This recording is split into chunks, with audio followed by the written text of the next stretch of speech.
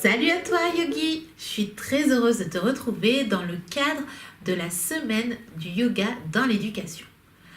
Je te propose de partager ensemble des postures de yoga durant toute la semaine pour t'aider à gérer tes émotions. Alors, tu as des émotions qui sont ici dans ton ventre, on va appeler ça la maison des émotions. Donc dans cette maison des émotions, tu vas avoir des émotions qui vont être agréables, comme l'amour, la fierté, et des émotions qui vont être un peu plus désagréables, comme la tristesse, la peur ou la colère. Ces émotions, elles ont le droit de venir dans ta maison des émotions. Mais il ne faut pas trop qu'elles s'y installent, et surtout, il faut éviter qu'elles fassent un peu trop la fête et qu'elles t'embêtent un petit peu. Du coup, ça peut te rendre un peu ronchon, un peu triste, rester un peu à l'intérieur de toi et pas faire telle chose, ne pas oser aller jouer avec des copains. Donc, par le biais de postures, durant toute la semaine, je vais t'aider à faire le ménage dans la maison de tes émotions et que tu te sentes beaucoup plus fort, beaucoup plus serein et beaucoup plus joyeux et heureux. Tu es prêt? Alors, aujourd'hui, on va explorer la colère. On est en colère quand on ressent une injustice, quand on n'est pas content de quelque chose.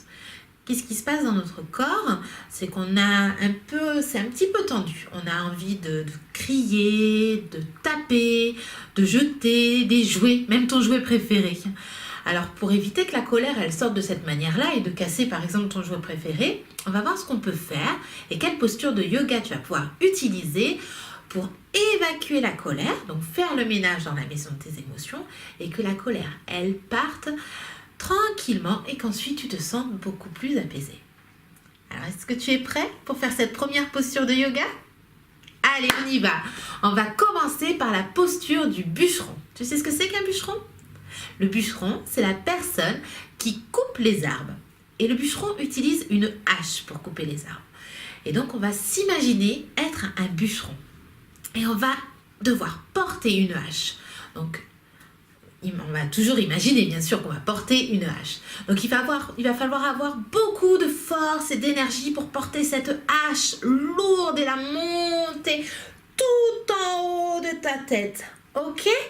Alors, c'est bien de faire cette position debout. D'accord? Tu te mets debout? On la fait ensemble? Debout, bien droit. Tu vas lever tes mains en haut vers le ciel et tu vas descendre avec plein d'énergie. En descendant, tu vas pousser le son « Ha !»